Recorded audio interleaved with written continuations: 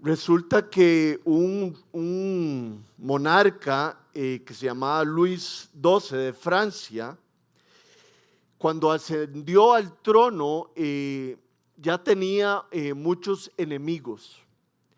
Y cuando él fue coronado rey, hizo una lista de todos esos enemigos y les puso una X en negro encima de cada uno de sus nombres. Entonces la noticia se extendió por toda la región y por supuesto que todas estas personas que estaban en la lista con la X que había puesto el rey se fueron y trataron de escapar. Cuando esto llegó a los oídos del rey, él mandó a que llamaran a todas esas personas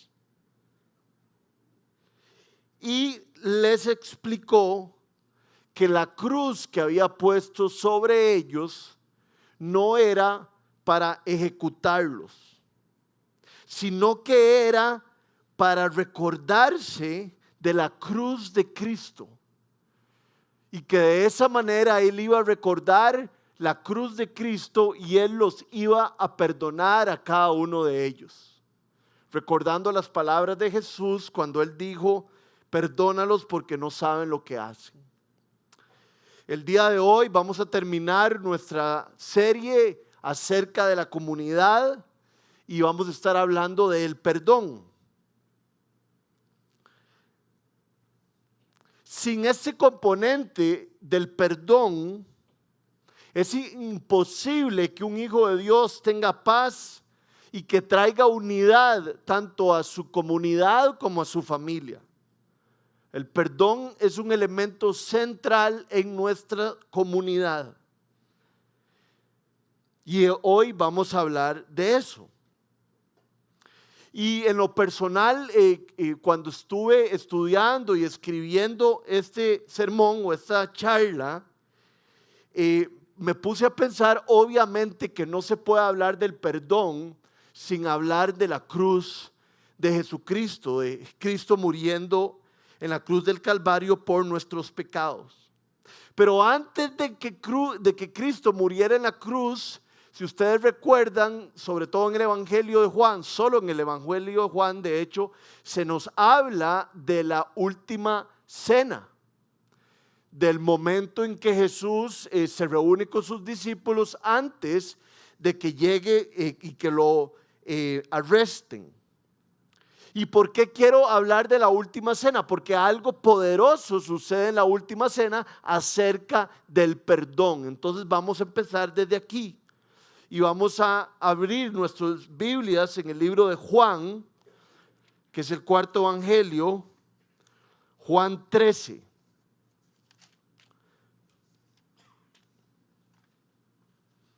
Siempre que se acuerden o quieran saber dónde empieza todo lo que pasó en el aposento alto, empieza en el capítulo 13 del libro de Juan y vamos a leer del 1 al 5. Se acercaba la fiesta de la Pascua. Jesús sabía que le había llegado la hora de abandonar este mundo para volver al Padre. Y habiendo amado a los suyos que estaban en el mundo, los amó hasta el fin. Llegó la hora de la cena y el diablo ya había incitado a Judas Iscariote, hijo de Simón, para que traicionara a Jesús. Sabía Jesús que el Padre había puesto todas las cosas bajo su dominio y que había salido de Dios y a él volvía. Así que se levantó de la mesa, se quitó el manto, quiero que se imaginen esto, y se ató una toalla a la cintura. Luego echó agua en un recipiente y comenzó a lavarle los pies a sus discípulos y a secárselos con la toalla que llevaba a la cintura. Aquí en este pequeño pasaje en Juan 13, del 1 al 5, Jesús puso en práctica lo que le había dicho a los discípulos hace muy poco cuando venían caminando. Jesús les dijo que el Hijo del Hombre había venido a servir. Y que no se preocuparan por cuál iba a estar en un lugar de privilegio, que más bien ellos fueran los segundos y pusieran a otras personas en lugares de privilegio. Y entonces Jesús hace algo demasiado poderoso. Hace algo que solo los sirvientes, las personas muy abajo, las de más abajo de las clases sociales hacían. Jesús se quita el manto y se amarra una toalla y empieza a limpiarle los pies a sus discípulos. Obviamente imagínense los pies que tenían los discípulos y estaban llenos de suciedad porque me imagino que andaban en chanclas. Pero Jesús empieza a lavarlos. Me imagino que lo hizo con mucha delicadeza y después se los secó. No sé si a alguno de ustedes les han lavado los pies. Es algo que le trae a uno mucha humildad. Y Jesús lo hizo como de tú a tú, ¿verdad? A uno le dicen, a mí me han dicho que cuando le hable a mi hija y le llame la atención, me tengo que agachar para verla a los ojos, para que ella sienta que estamos en el mismo lugar y yo no le estoy hablando hacia abajo. Y eso fue lo que hizo Jesús. De hecho, Jesús les estaba hablando un poco hacia arriba. Entonces les estaba dando un lugar. Y Jesús sabía quién lo iba a traicionar. Y aún así le lavó los pies. Vean lo que dice Juan 13, del 11 al 14. Nos sigue contando acerca de la última cena. Juan 13, del 11 al 14, dice así. Jesús sabía quién lo iba a traicionar. Y por eso dijo que no todos estaban limpios. Cuando terminó de lavarle los pies, se puso el manto otra vez y volvió a su lugar. Entonces les dijo, ¿entienden lo que he hecho con ustedes? Ustedes me llaman maestro y señor y dicen bien porque lo soy. Pues si yo, el Señor y el Maestro, les he lavado los pies, también ustedes deben lavarse los pies los unos a los otros.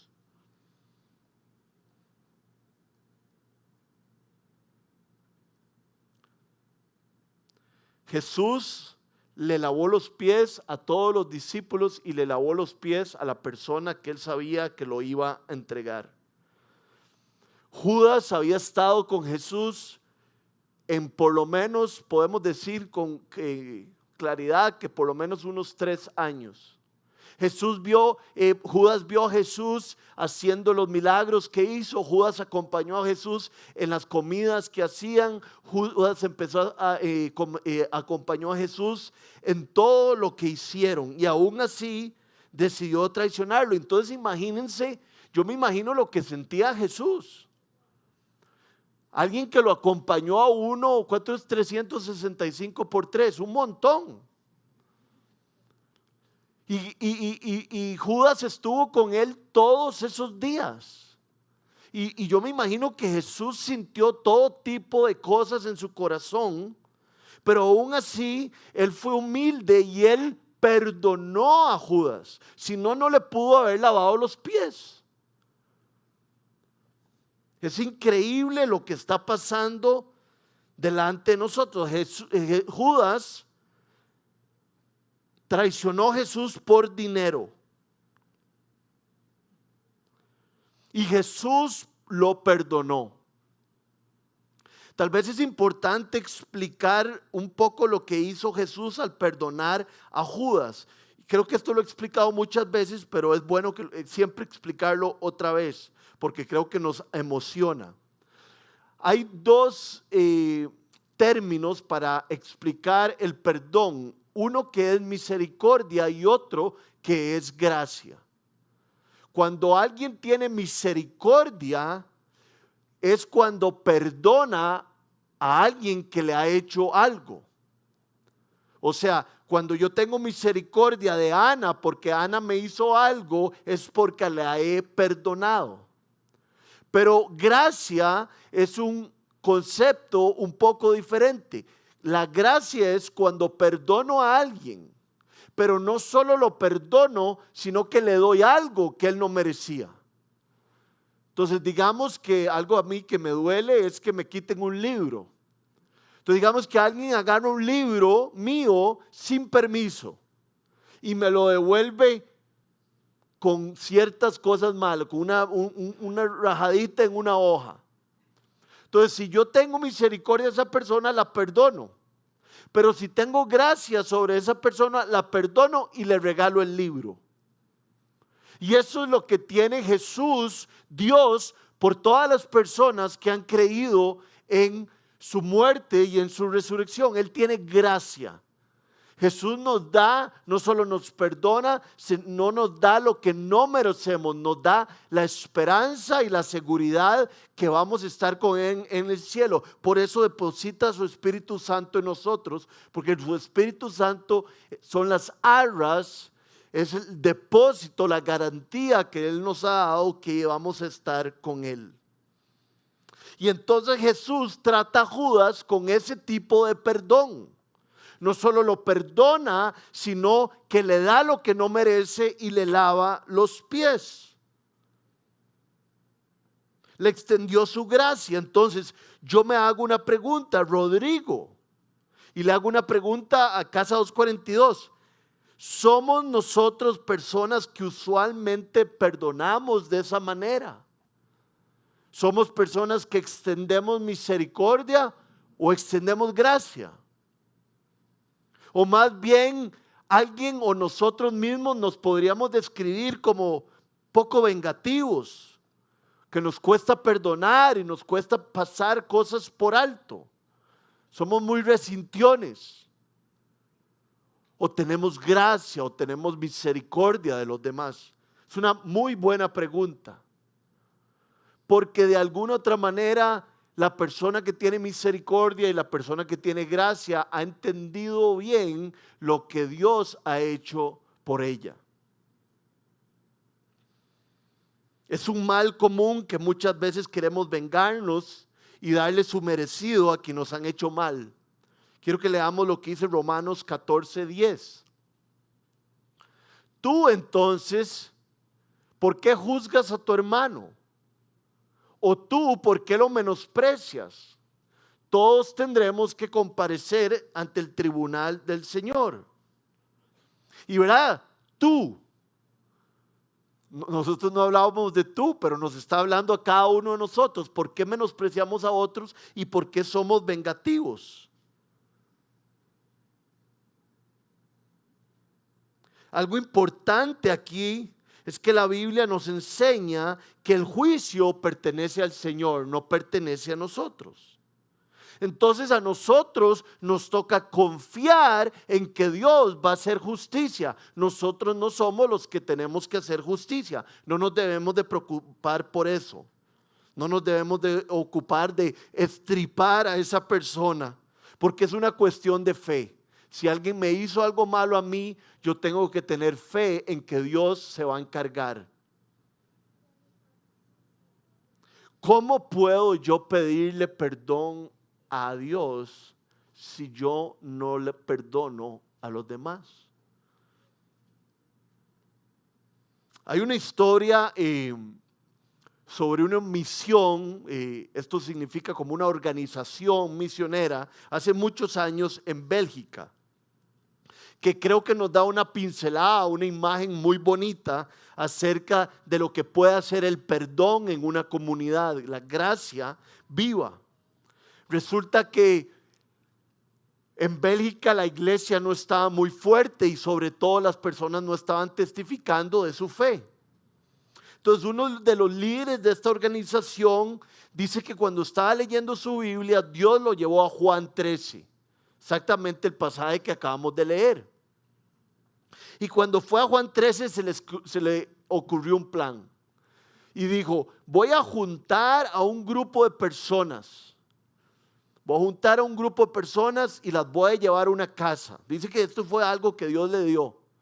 Las voy a meter en una casa, iban a ser holandeses, belgas, holandeses y estadounidenses. Y los voy a meter en una casa por muchos días. Y entonces los metió en esa casa durante varios días y naturalmente empezaron a haber problemas. Habría fricciones entre los participantes. Hubieron problemas que cada uno tuvo que resolver por la convivencia. Y todo esto las personas lo resolvían en oración unos por otros, en extendiéndose gracia, amándose y perdonándose. Después de estar muchos días ahí y lograr ser una comunidad mediante el perdón, salieron de ahí y les dijeron: por favor vayan y evangelicen aquí en esta ciudad. Y empezaron a ver frutos increíbles. Estas personas estaban empoderadas y hablaban de Jesús con todo el amor del mundo, y otras personas podían encontrar a Jesús. De hecho, los llamaban las personas que se amaban entre sí. Qué lindo que lo llamen a uno así. Y entonces, esta historia nos muestra algo muy poderoso. Cuando hay perdón entre nosotros en nuestra comunidad, podemos hablar de la Casa 242 o podemos hablar de nuestras familias, de los lugares donde estamos con otra gente. Cuando hay perdón, cuando hay una fe sólida, hay resultados poderosos. Había fruto después de que todas estas personas habían vivido muchos días juntos y se habían perdonado.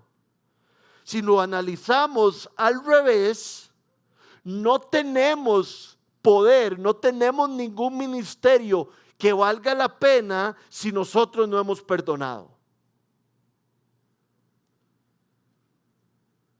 Si nosotros no oramos a Dios, si no extendemos gracia, no extendemos perdón, no podemos pretender que nuestro matrimonio, nuestra comunidad, nuestros amigos, que la iglesia va a prosperar. Esto es lo que nos está enseñando.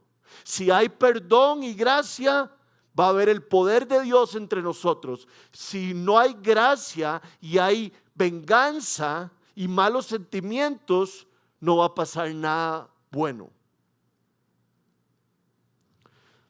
Uno de mis versículos favoritos, ustedes saben que por meses tengo versículos favoritos. En algún momento hablé del hijo pródigo como por 2 años. Y ahora este es uno de mis favoritos, pero es que es muy puntual. Dice: por tanto, si traes tu ofrenda al altar y allí te acuerdas de que tu hermano tiene algo contra ti, deja allí la ofrenda delante del altar y anda y reconcíliate primero con tu hermano. Reconcíliate primero con tu hermano antes de llevarle algo al Señor, porque al Señor le importa más que te reconcilies con tu hermano, con tu esposa, con tu amigo, con tu ex. Y entonces ven y presenta tu ofrenda. En alguna ocasión he dicho que si alguno de ustedes, si alguno de nosotros tiene un problema con alguien, que es mejor ir a pedirle perdón y reconciliarse. Sería bien vacilón que la iglesia se vaciara y la mitad de las personas salieran de aquí, pero sería muy poderoso. Quiero leerles un versículo que nos habla del poder del perdón. Vean lo que dice 1 Pedro 3:7, que habla sobre los hombres, pero yo creo, estoy seguro, porque la Biblia se interpreta con la Biblia, sé que la Biblia en su manera general enseña esto también.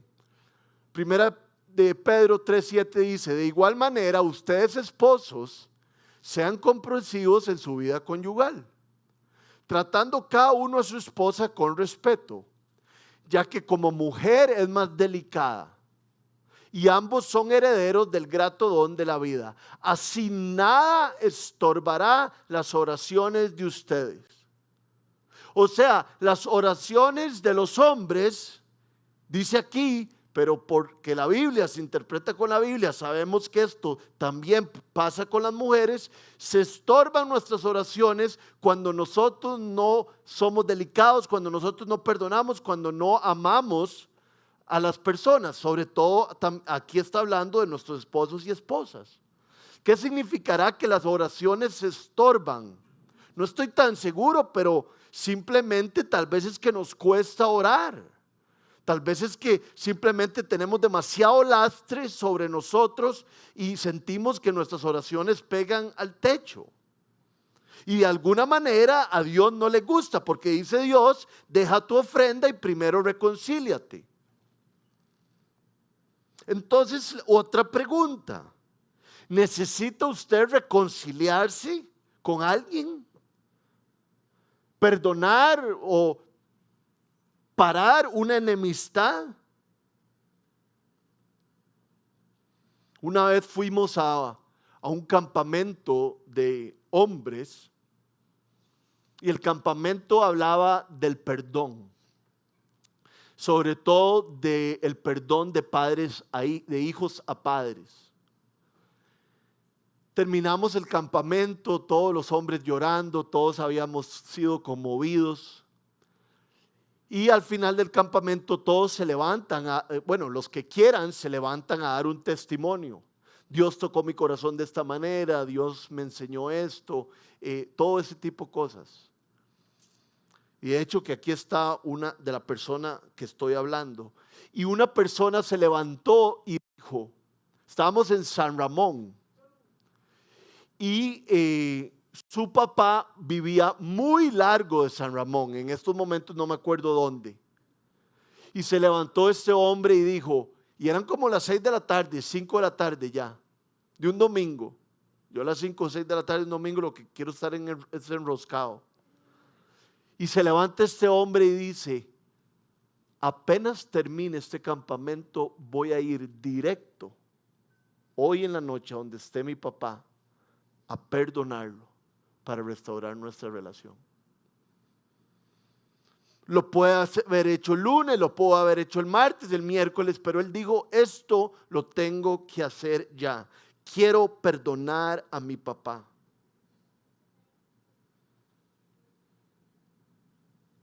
¿Será que alguno de nosotros necesita hacer eso lo más rápido posible?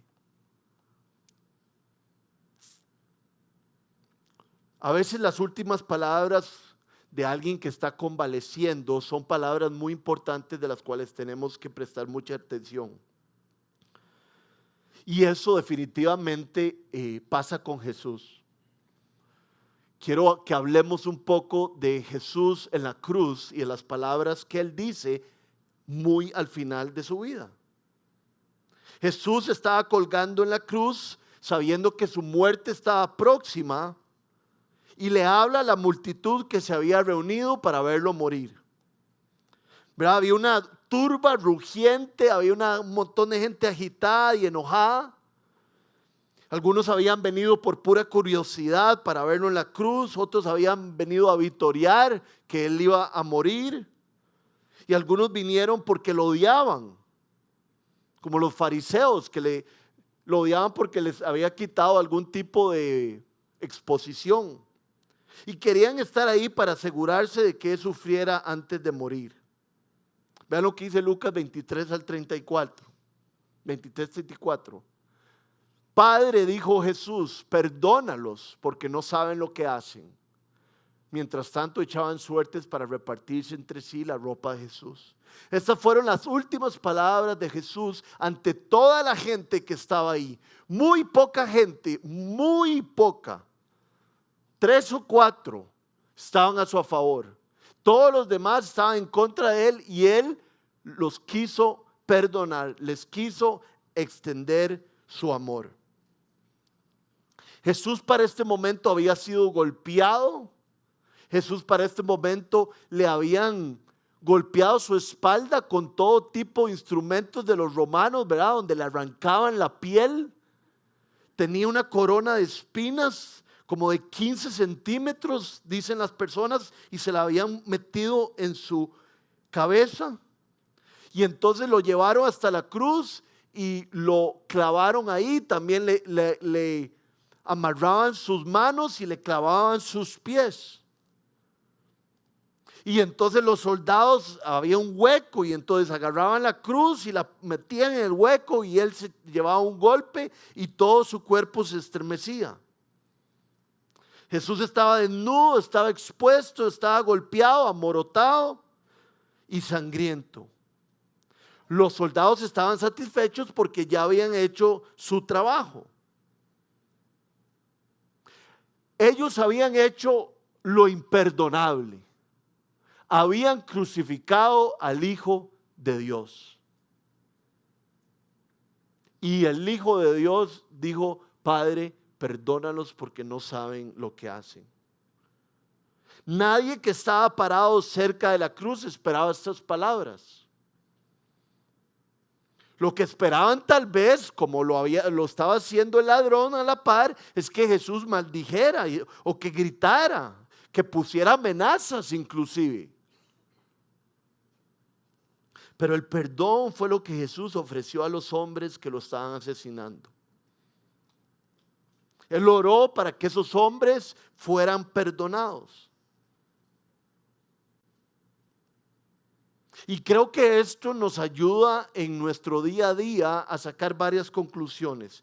Primero es que Jesús no ofrece ninguna palabra en defensa propia. Si recuerdan, cuando Jesús estuvo con Pilato, Pilato le empieza a decir cosas y Jesús no le dice casi nada de vuelta.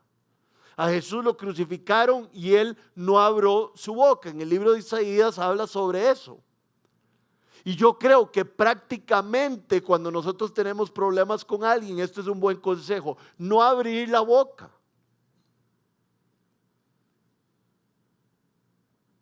Puede ser que nosotros podamos defendernos, que no sea nuestra culpa totalmente. Pero ¿por qué no quedarnos callados para que, perdón por la palabra, no sé si es buena o mala, pero para que la bronca se termine? Rodrigo, ¿por qué no te quedas callado y que los humos bajen en vez de responder y defenderte? Si el Hijo de Dios te ejemplificó que no siempre hay que defenderte. No exijamos siempre tener la razón. Es parte de perdonar. Jesús no ataca a sus atacantes y no le echa la culpa a nadie. Mientras yo exija siempre tener la razón, no voy a sanar. Lo que me queda claro de estas acciones de Jesús es que él tenía una profunda convicción que su Padre lo vindicaría. Todo el mundo sabe qué significa vindicar. Es hacer justicia. Y entonces no era necesario que él se defendiera tanto, no era necesario que él atacara y no era necesario que él dejara establecido la verdad. Él decidió: no voy a pelear con nadie, voy a perdonarlos y esto se lo dejo a mi Padre. Y yo por lo menos quisiera que Dios me enseñara a hacer eso.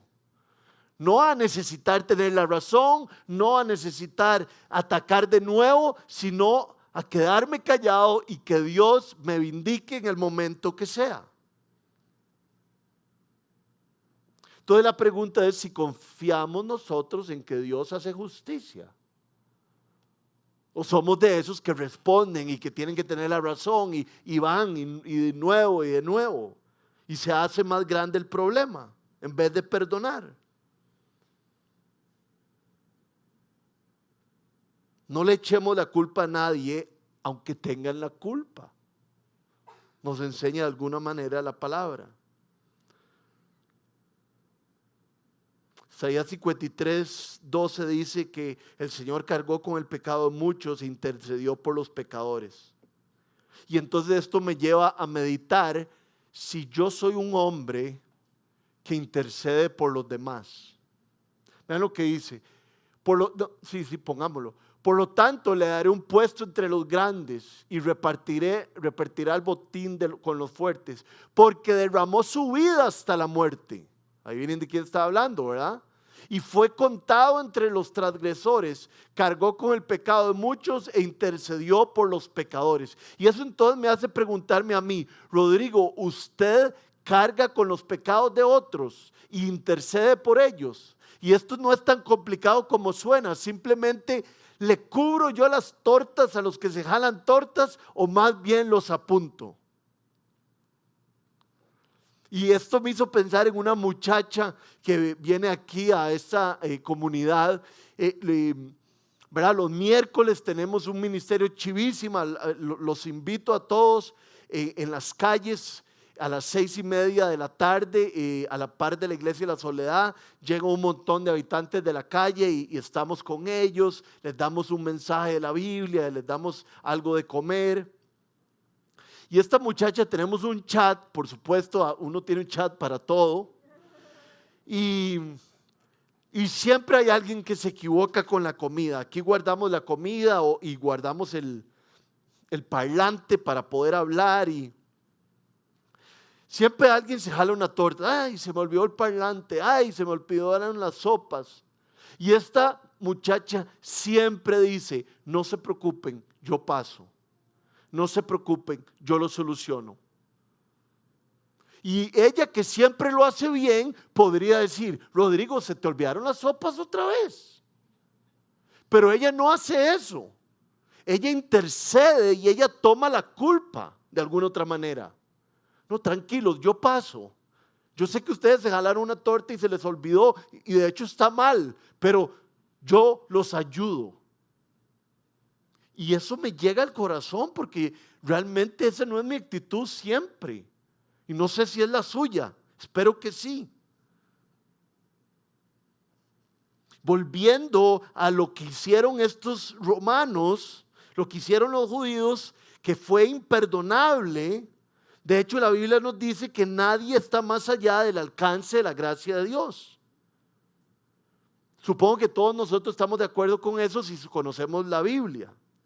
Pero entonces se pregunta uno: ¿cómo perdona uno a un padre que de alguna otra manera abusó del hijo de uno? ¿Cómo perdona uno a Hitler? A un esposo, una esposa que comete adulterio con uno.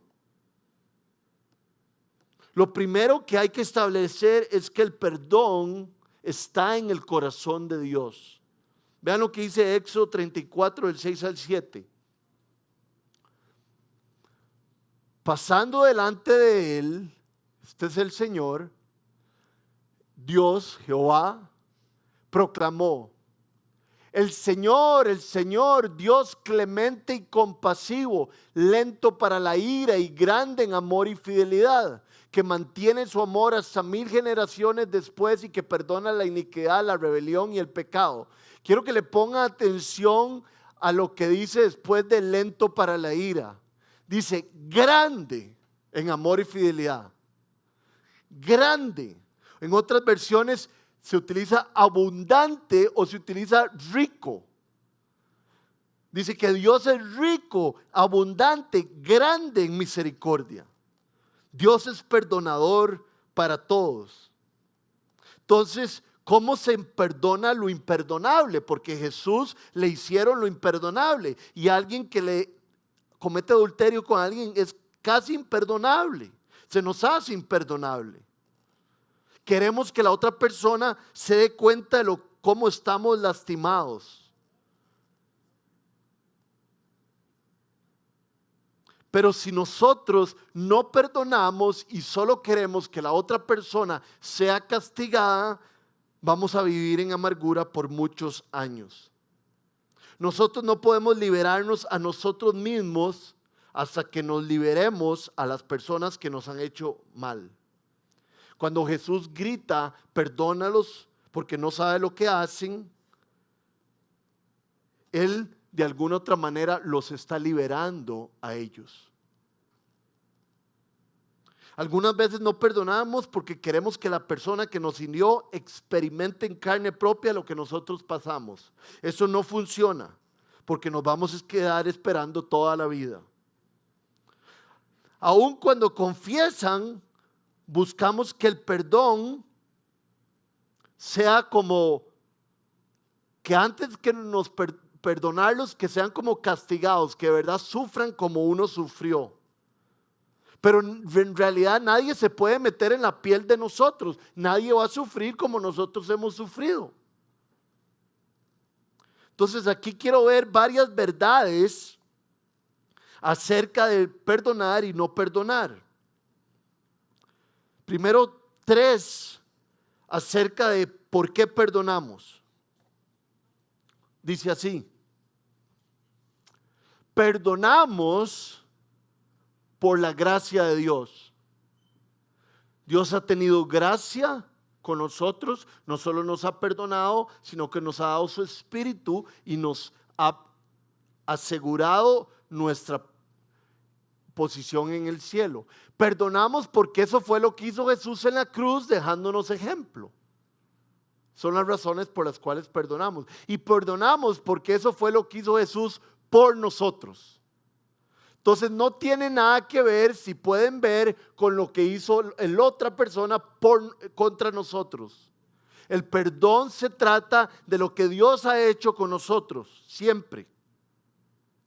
Ahora lo vamos a ver de otra manera. Si lo ponemos ahí. No perdonamos porque ellos comprendieron lo que hicieron. No perdonamos porque hayan sufrido tanto como nosotros sufrimos. No perdonamos porque ellos merezcan el perdón. Perdonamos por lo que Dios nos ha perdonado a nosotros. ¿Sabe usted cómo Dios lo ha perdonado? Ustedes y yo somos malvados. Ustedes y yo somos rebeldes delante del Señor. Le hemos dado la espalda miles de veces. Hemos sido engreídos, hemos sido mal agradecidos. No le hemos puesto atención por muchos años y por mucho tiempo. Y el Señor nos perdonó. ¿Cómo no vamos a perdonar?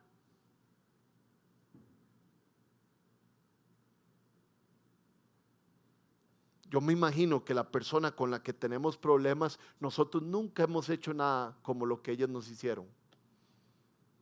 Tal vez hayamos hecho cosas peores. Cuenta un pastor de una iglesia que se llamaba Oak Park en Chicago.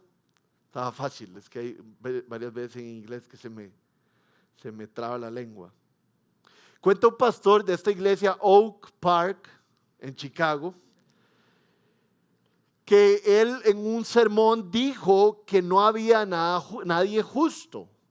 No sé si ustedes sabían eso. En Romanos 3:23 dice que no hay nadie justo. Todos vamos en contra de Dios y somos injustos.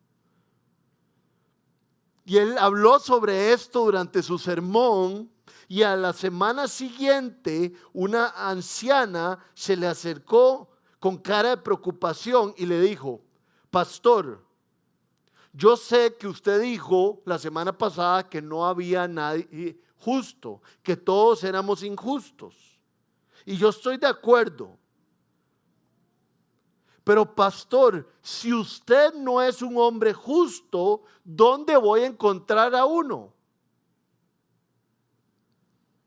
Y entonces el pastor le dijo: si solo usted me conociera como me conoce mi familia.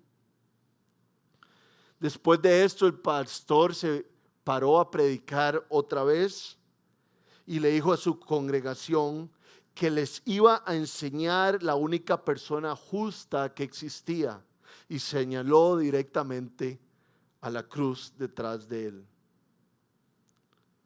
El secreto del perdón es comprender que entre usted y la persona que lo lastimó realmente no hay ninguna diferencia. Es imposible perdonar lo imperdonable, pero tenemos que darnos cuenta antes de hacerlo de que Jesús nos perdonó a nosotros cuando éramos imperdonables. Cuando uno perdona es gratis, pero tiene un alto costo. Cuando Jesús perdonó a todas esas personas y le pidió al Padre que los perdonara, eso fue gratis, pero el costo fue tan grande que fue la muerte de Jesús en la cruz. Cuando nosotros perdonemos va a ser gratis, pero va a tener un costo en nuestro corazón. Pero lo podemos hacer sabiendo que estamos agradando a Dios, que estamos alejándonos de eso que nos ha amarrado por tanto tiempo y que estamos devolviendo lo que Dios nos ha dado a nosotros. Quiero invitarlos a hacer un ejercicio práctico. A veces estas cosas son demasiado poderosas o a veces no tanto. Pero les voy a dar una idea. Si usted está en bronca con alguien, si usted tiene que perdonar a alguien, si usted está en una mala relación, si necesita extender misericordia y gracia a alguien, hagan lo siguiente. Tomen una hoja de papel. Bueno, lo pueden hacer en celular, pero es que yo soy más troglodita. Y ponen en el encabezado de arriba: Padre, perdónalos porque no saben lo que hacen. Ese es el encabezado. En toda la parte izquierda de las hojas, escribe una lista de todas las personas y las memorias de su pasado que lo han lastimado.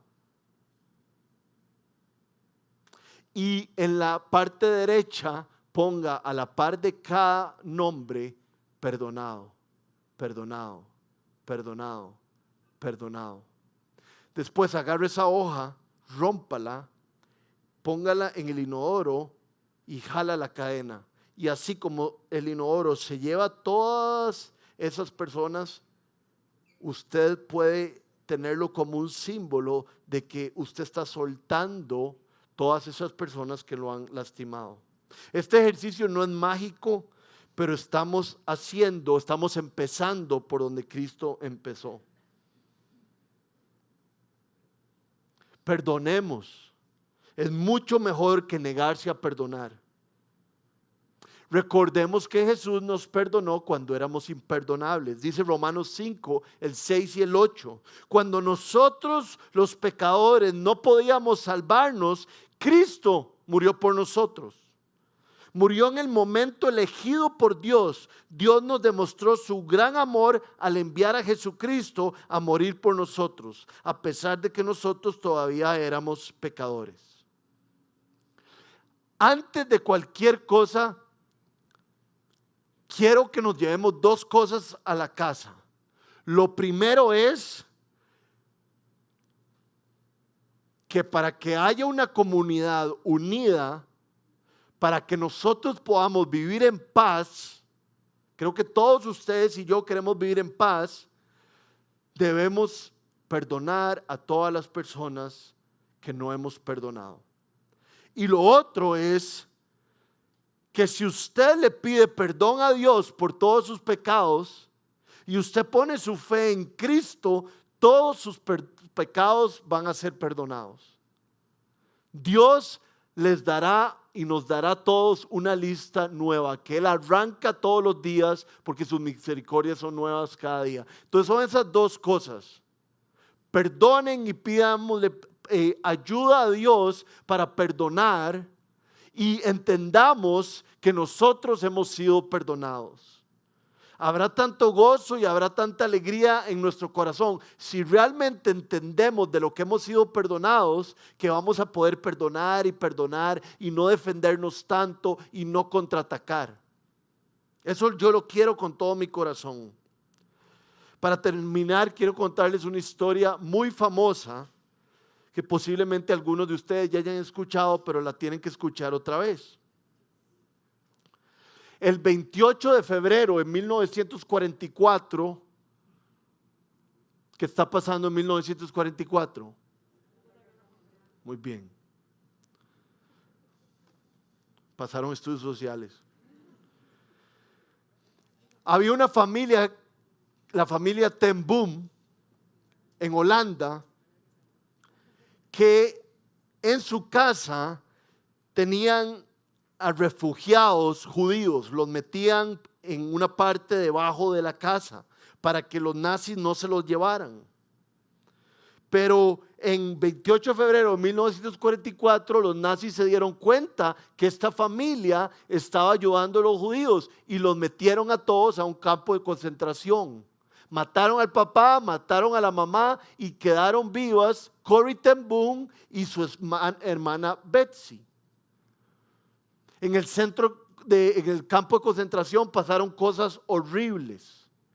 Y un guardia nazi desnudó a la hermana de Corrie ten Boom, a Betsy, y después la mató delante de ella.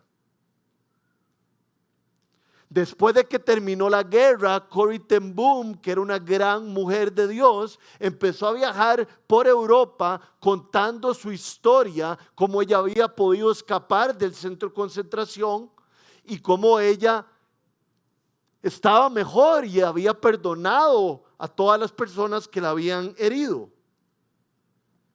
Esto era en 1947 ya. Ella estaba en una iglesia de Berlín y estaba hablando del amor de Dios. Y de repente ella volvió a ver a la audiencia y vio el rostro del guardia que le había quitado la vida a su hermana. El guardia estaba en la iglesia y el guardia era cristiano ahora. Él había sido un hombre cruel, él había sido el hombre que había desnudado a su hermana y que después la había matado.